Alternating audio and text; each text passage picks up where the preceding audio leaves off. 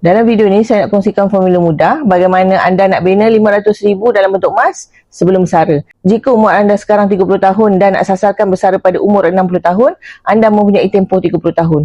Untuk capai RM500,000 jika dibahagikan kepada 30 tahun, anda perlu simpan sekitar RM16,700 setahun bersamaan kira-kira RM1,400 sebulan.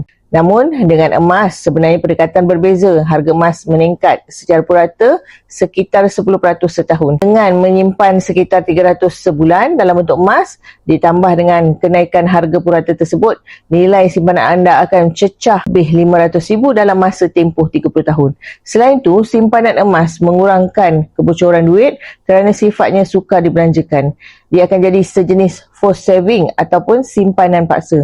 Jadi tak perlu nak tunggu kaya nak bermula, mulakan sekarang dan kekalkan konsistensi. Jika anda ingin mulakan simpanan emas dengan public gold, boleh rujuk pin video ataupun isi borang sign up. Saya akan bantu anda langkah demi langkah. Untuk lebih banyak tips emas dan kewangan, teruskan follow saya.